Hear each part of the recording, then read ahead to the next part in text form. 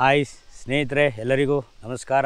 ನಾನು ನಿಮ್ಮ ಉದಯ್ ಕುಮಾರ್ ಮಾಡುವಂತಹ ನಮಸ್ಕಾರಗಳು ಸ್ನೇಹಿತರೆ. ಸೊ ಮತ್ತೆ ನನ್ನ ವಿಡಿಯೋಗೆ ಸ್ವಾಗತ.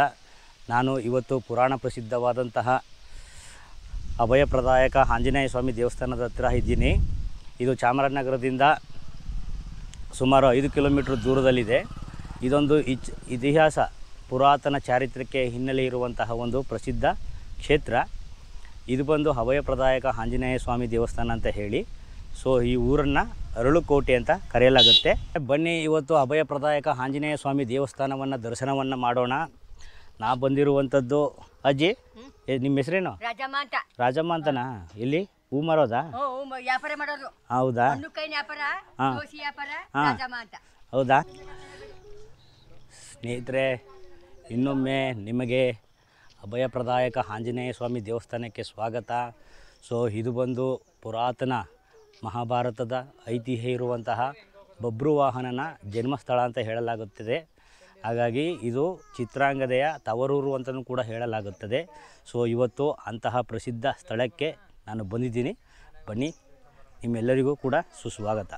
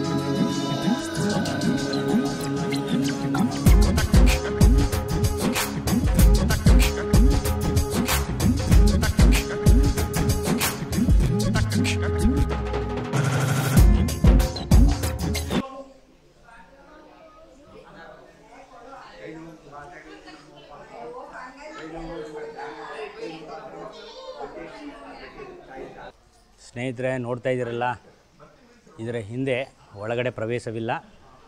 ಏನೇ ಚಿತ್ರೀಕರಣ ಮಾಡಬೇಕಾದ್ರೂ ಕೂಡ ಪರ್ಮಿಷನನ್ನು ತರಬೇಕಂತೆ. ಹಾಗಾಗಿ ಈ ಸಭಾಂಗಣದ ಹೊರಗಡೆ ಏನಿದೆ ಇಷ್ಟನ್ನು ಮಾತ್ರ ನಾನು ನಿಮಗೆ ತೋರಿಸ್ತಾ ಇದ್ದೀನಿ ಸ್ನೇಹಿತರೆ. ಸೊ ಇದು ಬಂದು ಅರಳುಕೋಟೆಯ ಶ್ರೀ ಅಭಯ ಪ್ರದಾಯಕ ಆಂಜನೇಯ ಸ್ವಾಮಿ ದೇವಸ್ಥಾನ. ಈ ಸ್ಥಳದ ಒಂದು ಚಾರಿತ್ರಿಕ ಹಿನ್ನೆಲೆಯನ್ನು ನೋಡಿದಾಗ ಈ ಹಿಂದೆ ಇದು ಬಂದು ನಾಗಾಲೋಕ ಅಂತ ಹೇಳಲಾಗುತ್ತೆ. ಈ ನಾಗಾಲೋಕಕ್ಕೆ ಚಿತ್ರಾಂಗದೆಯ ತಂದೆ ಚಿತ್ರವಾಹನ ಉತ್ತರಾಧಿಕಾರಿಯಾಗಿರ್ತಾರೆ. ಬಟ್ ಅದು ಆಗೋದಕ್ಕೂ ಹಿಂದೆ ಅವರ ಪೂರ್ವಿಕ ಒಬ್ಬರು ಪ್ರಭಂಜನ ಅಂತ ಹೇಳಿ ಈ ಒಂದು ಸ್ಥಳದಲ್ಲಿ ಸಂತಾನದ ಕೊರತೆಯಿಂದ ಶಿವನನ್ನು ಪೂಜೆ ಮಾಡ್ತಾ ಇರ್ತಾರೆ. ಆ ಪೂಜೆಗೆ ಶಿವ ವರವನ್ನು ಪ್ರಾಪ್ತಿ ಮಾಡಿ, ಮುಂದೆ ನಿನ್ನ ವಂಶಾವಳಿಯಲ್ಲಿ ಒಂದೇ ಒಂದು ಸಂತಾನವಾಗಲಿ ಅಂತೇಳಿ ಒಂದು ವರದಾನವನ್ನು ಕೊಟ್ಟಿರ್ತಾರೆ ಸ್ನೇಹಿತರೆ. ಆ ವರದಾನದ ಪ್ರಕಾರ ಇಲ್ಲಿನ ಚಿತ್ರವಾಹನನಿಗೂ ಕೂಡ ಒಬ್ಬಳೇ ಮಗಳು, ಆಕೆ ಹೆಸರು ಚಿತ್ರಾಂಗದೆ ಅಂತೇಳಿ. ಆಕೆಯನ್ನು ಯೋಧಕುಮಾರಿ ಅಂತ ಹೇಳಲಾಗುತ್ತೆ. ಸೊ ಈ ಒಂದು ಚಿತ್ರಾಂಗದೆಯ ತವರೂರು ಅಂತ ಕೂಡ ಹೇಳ್ಬೋದು. ಇದನ್ನು ನೀವು ನೋಡ್ತಾ ಇದ್ದೀರಲ್ಲ, ಇದೇ ಆ ಅರಳುಕೋಟೆ ಅಭಯಪ್ರದಾಯಕ ಆಂಜನೇಯ ಸ್ವಾಮಿ ದೇವಸ್ಥಾನ. ಮಹಾಭಾರತ ಮತ್ತು ಚಾರಿತ್ರಿಕ ಹಿನ್ನೆಲೆಯನ್ನು ಬಿಟ್ಟು ಶಾಸನಗಳಲ್ಲಿ ನಾವು ನೋಡೋದಾದರೆ ಈ ಒಂದು ಸ್ಥಳ ಏನಿದೆ ಸ್ನೇಹಿತರೆ, ಇದು ಹೊಯ್ಸಳರ ಕಾಲದ 1ನೇ ನರಸಿಂಹನ ಆಸ್ಥಾನಕ್ಕೆ ಕಾಲಘಟ್ಟದ್ದು. ಅವನ ಒಂದು ಆಸ್ಥಾನಕ್ಕೆ ಸಂಬಂಧಪಟ್ಟಂತಹ ಒಂದು ಸ್ಥಳ ಅಂತ ಹೇಳಲಾಗುತ್ತೆ.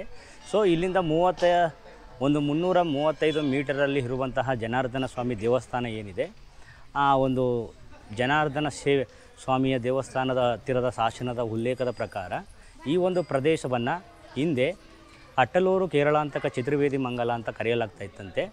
ತದನಂತರ ತ್ರಯಂಬಕಪುರ್ ತಾಮ್ರ ಶಾಸನದ 1417ರ ಶಾಸನ ಮತ್ತು ಹರಳುಕೋಟೆಯ 1523ರ ಶಾಸನ ಇದನ್ನು ಅಟ್ಟಲಕೋಟೆ ಅಂತ ಹೇಳಲಾಗುತ್ತೆ. ಸೊ ಅದು ಪರ್ಯಾಯ ರೂಪವಾಗಿ ಇಂದಿನ ಜನಸಾಮಾನ್ಯರ ಭಾಷೆಯಲ್ಲಿ ಇವತ್ತು ಹರಳುಕೋಟೆಯಾಗಿದೆ ಸ್ನೇಹಿತರೆ. ಇಲ್ಲ ಸರ್, ಡೈಲಿ ಪೂಜೆ ಉಂಟು. ಡೈಲಿ ಪೂಜೆ 7ರಿಂದ 10. 7ರಿಂದ 10 ಡೈಲಿ ಪೂಜೆ. ದಿನ ಓಪನ್ ಇರುತ್ತೆ. ದಿನ ಓಪನ್ ಇರುತ್ತೆ. ದಿನ ಓಪನ್ ಇರುತ್ತೆ. ಮತ್ತೆ ಮೊನ್ನೆ ಬಂದಿದ್ದಾಗ ಇಲ್ಲಿ ಓಪನ್ ಇರಲಿಲ್ಲ. ಇಲ್ಲ 7ರಿಂದ 10. 7ರಿಂದ 10. 7ರಿಂದ 10. ಶನಿವಾರ ದಿನ ಮಾತ್ರ ಫುಲ್ ಡೇ. 7ರಿಂದ 5 ಜನ ಬರ್ತಾರೆ. ಹಾಗಾಗಿ ಇಲ್ಲಿ ಶನಿವಾರ ಬಂದರೆ ಉಪಯೋಗ. ವಿಶೇಷ ಪೂಜೆ, ವಿಶೇಷವಾದ ದೇವ್ರಿಗೆ ಅಭಿಷೇಕ ಇರುತ್ತೆ. ಸಂಜೆವರೆಗೂ ಜನ ಬರ್ತಾರೆ. ಪ್ರಸಿದ್ಧವಾದ ಬಂದರೆ ಉತ್ತಮ ಅಂತ ಹೇಳಿ. ಉತ್ತಮ ಸರ್. ದಿನ ಪೂಜೆ ಇರುತ್ತೆ. 10 ಗಂಟೆಗೆಲ್ಲ ಬಾಗಿಲು ಮುಚ್ಚಿಬಿಡ್ತಾರೆ. ಡೈಲಿ ಬೆಳಗ್ಗೆ ಪೂಜೆ ಉಂಟು. ಶನಿವಾರ ಮಾತ್ರ 7ರಿಂದ 5 ದೇವ್ರ ಪ್ರಸಾದ ಸಾಯಂಕಾಲ ಕೂಡ ಕೊಡ್ತಾರೆ. ನೀವು ಇಲ್ಲಿ ವ್ಯಾಪಾರ ಮಾಡೋದಾ? ನಾವು ಹಣ್ಣು ಕಾಯಿನ ವ್ಯಾಪಾರ ಮಾಡೋದು. ನಿಮ್ಮ ಹೆಸರು ಸರ್? ಸುಬ್ರಹ್ಮಣ್ಯ ಅಂತ. ಸುಬ್ರಹ್ಮಣ್ಯ ಅಂತ. Thank you. ಇದು ನೋಡ್ತಾ ಇದ್ರಲ್ಲ, ಇದು ಹರಳುಕೋಟೆ. ಸೊ ಈ ಹರಳುಕೋಟೆ ದೇವಸ್ಥಾನದಿಂದ ಈ ದಾರಿ ಏನಿದೆ, ಜನಾರ್ದನ ಸ್ವಾಮಿ ದೇವಸ್ಥಾನ ಸಿಗುತ್ತೆ. ಅಲ್ಲಿ ಜನಾರ್ದನ ಸ್ವಾಮಿ ದೇವಸ್ಥಾನದ ಕೆಲವೊಂದು ಶಾಸನಗಳು ಈ ಸ್ಥಳದ ಬಗ್ಗೆ ಕೆಲವು ಹೇಳಿಕೆಗಳನ್ನು ಕೊಡುತ್ತೆ. ಸೊ ಈ ದಾರಿ ಏನಿದೆ, ಸೊ ಹರಳುಕೋಟೆಯಿಂದ ಸ್ವಲ್ಪ ದೂರ ನಡ್ಕೊಂಡು ಬಂದರೆ ಈ ಜನಾರ್ದನ ಸ್ವಾಮಿ ದೇವಸ್ಥಾನ ಸಿಗುತ್ತೆ ಸ್ನೇಹಿತರೆ. ಸೊ ಇಲ್ಲಿ ನೋಡ್ತಾ ಇದ್ದೀರಲ್ಲ, ಒಂದು ಗರುಡಗಂಬ ಇದೆ. ಇದರ ಮುಂಭಾಗದಲ್ಲಿ ಕಾಣಿಸ್ತಾ ಇರುವಂತಹ ದೇವಸ್ಥಾನ ಬಂದು ಜನಾರ್ದನ ಸ್ವಾಮಿ ದೇವಸ್ಥಾನ ಅಂತ ಹೇಳಿ. ದೇವಸ್ಥಾನ ಬಂದು ಹೊಯ್ಸಳರ ದೊರೆ 1ನೇ ನರಸಿಂಹ ಕಾಲಘಟ್ಟದ್ದು ಅಂತ ಹೇಳಲಾಗುತ್ತೆ. ಅಟ್ಟಲೂರು ಪ್ರಭು ನಾಗದೇವನ ಮಗನಾದಂತಹ ಸಾಮಂತ ಮಲ್ಲಿದೇವ ಮಾರಯ್ಯ ಕಟ್ಟಿಸಿದಂತಹ ದೇವಸ್ಥಾನ ಈ ವಿಷ್ಣು ಟೆಂಪಲ್. ಈ ದೇವಸ್ಥಾನವನ್ನು ಜನಾರ್ದನ ಸ್ವಾಮಿ ಅಂತ ಕರೆಯಲಾಗುತ್ತಂತೆ. ಸೊ ಹಿಂದೆ ಇದನ್ನು ಕೇಶವ ದೇವ ಅಂತ ಹೇಳಲಾಗ್ತಾಯಿತ್ತು. ಹೀಗೆ ಹರಳುಕೋಟೆಯ ಮುಂಭಾಗದಲ್ಲಿ ಮತ್ತು ಹರಳುಕೋಟೆಯ ಸ್ಥಳವಾಗಿರುವಂತಹ ಇನ್ನೊಂದು ಪುರಾಣ ಪ್ರಸಿದ್ಧವಾದಂತಹ ದೇವಸ್ಥಾನ ನಾನು ಬಂದಿದ್ದೀನಿ ಸ್ನೇಹಿತರೆ. ಈ ಸ್ಥಳ ಬಂದು ಲಕ್ಷ್ಮೀ ಜನಾರ್ದನ ಸ್ವಾಮಿ ದೇವಸ್ಥಾನ ಅಂತ ಹೇಳಿ. ಸೊ ಇದು ಬಂದು ಹರಳುಕೋಟೆಯ ಆಂಜನೇಯ ಸ್ವಾಮಿ ದೇವಸ್ಥಾನದಿಂದ ಸುಮಾರು 350 ಮೀಟರ್ ಸ್ವಲ್ಪ ದೂರ ಪ್ರಯಾಣ ಮಾಡಿದ್ರೆ ನಿಮಗೆ ಈ ದೇವಸ್ಥಾನ ಸಿಗುತ್ತೆ ಸ್ನೇಹಿತರೆ. ಇದು ಕೂಡ ತುಂಬ ಪ್ರಾಚೀನವಾದಂತಹ ದೇವಸ್ಥಾನ. ಬನ್ನಿ ಸ್ನೇಹಿತರೆ, ಈ ಒಂದು ದೇವಸ್ಥಾನದ ಬಗ್ಗೆ ಸ್ವಲ್ಪ ಮಾಹಿತಿಯನ್ನು ಕಲೆ ಹಾಕೋಣ.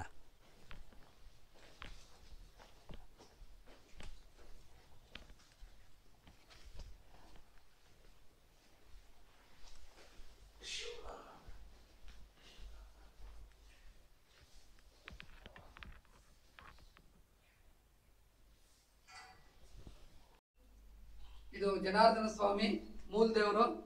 ಮಂಗಳಾರತಿ ಆಗುತ್ತೆ ನೋಡಿ.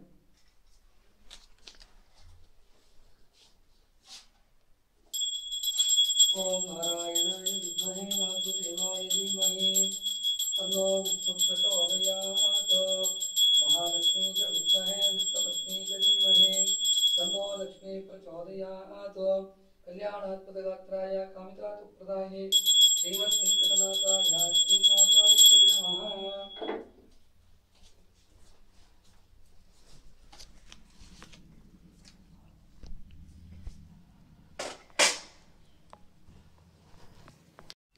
ನಮಸ್ಕಾರ.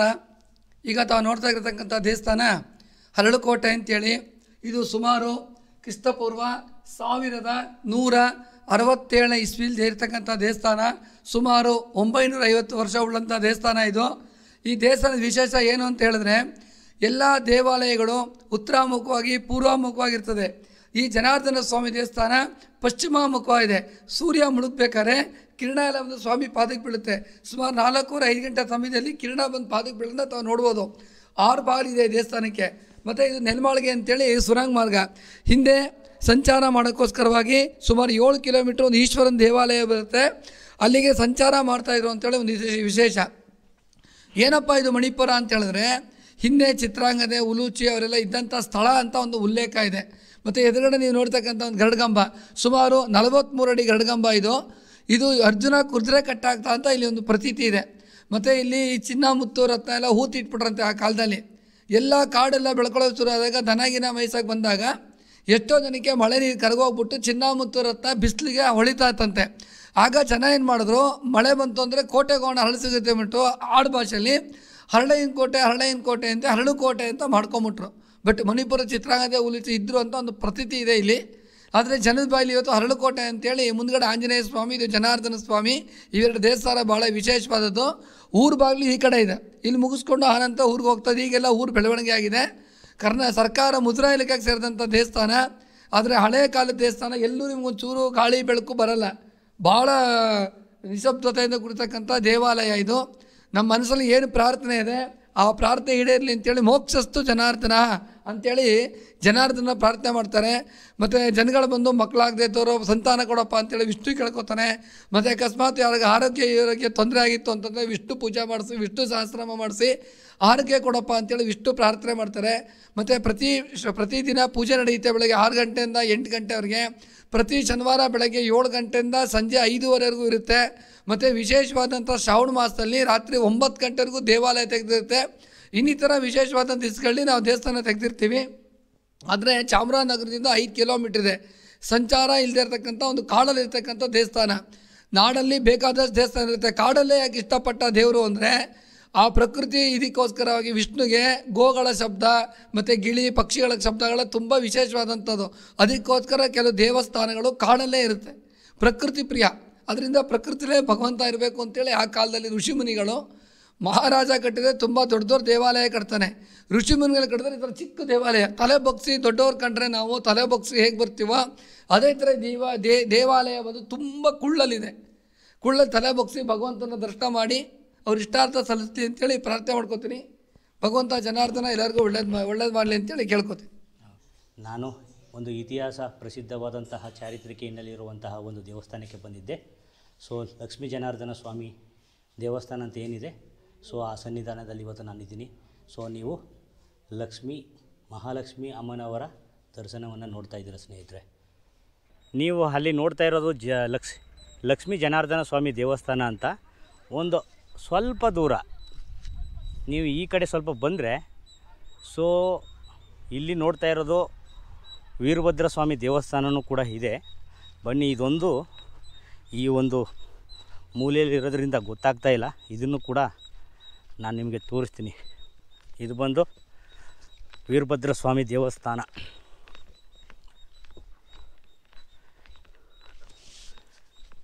ಈ ಕಡೆ ಕಾಣ್ತಾ ಇರುವಂಥದ್ದು ಮಾಸ್ತಮ್ಮನ ದೇವಸ್ಥಾನ, ಅರಳುಕೋಟೆ.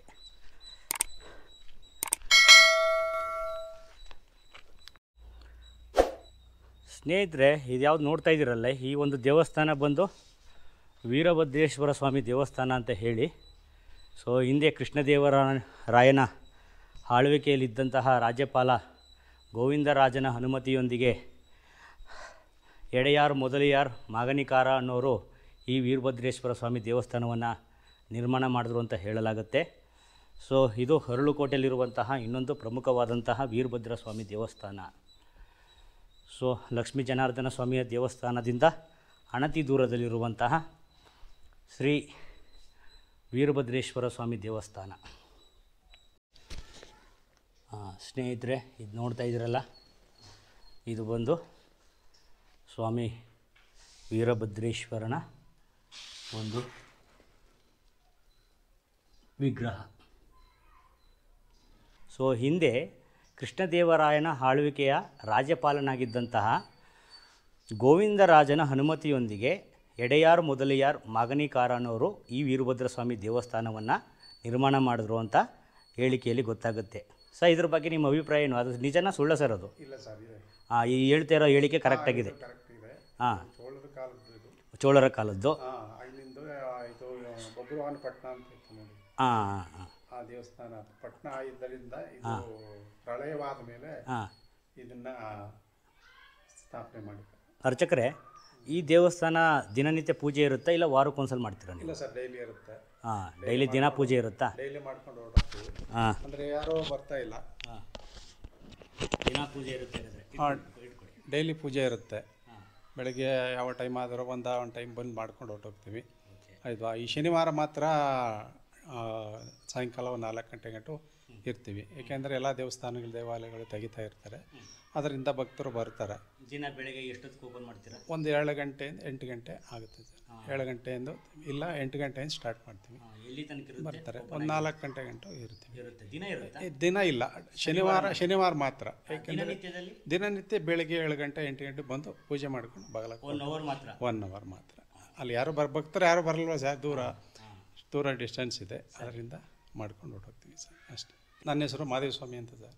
Okay, thank you. ನೋಡ್ತಾ ಇದ್ದೀರಲ್ಲ, ನನ್ನ ಜೊತೆಲಿ ಇರುವಂತಹ ಭಾಳಷ್ಟು ಜನ ಹುಡುಗರು ಕೂಡ ವೀರಭದ್ರೇಶ್ವರ ಸ್ವಾಮಿ ದೇವಸ್ಥಾನಕ್ಕೆ ಬಂದಿದ್ದರು. ಹಾಗಾಗಿ ನಿಮ್ಮ ಊರು ಯಾವುದು? ಹೌದಾ? ಸೊ ಈ ಚಾನಲ್ಗೆ ಸಬ್ಸ್ಕ್ರೈಬ್ ಮಾಡಿ. Okay, thank you. ಈ ವಿಡಿಯೋ ಇಷ್ಟ ಆಗಿದೆ ಅಂತ ಅಂದ್ಕೊಂಡಿದ್ದೀನಿ ಸ್ನೇಹಿತರೆ. ಇಷ್ಟ ಆಗಿದ್ರೆ ದಯವಿಟ್ಟು ಈ ಚಾನಲನ್ನು ಸಬ್ಸ್ಕ್ರೈಬ್ ಮಾಡಿ, ಮತ್ತು ಮುಂಬರುವಂತಹ ವಿಡಿಯೋಗಳನ್ನು ಹೀಗೆ ನಿಮ್ಮ ಬೆಂಬಲದೊಂದಿಗೆ ಸಹಕರಿಸಿ ಅಂತ ಹೇಳ್ತಾ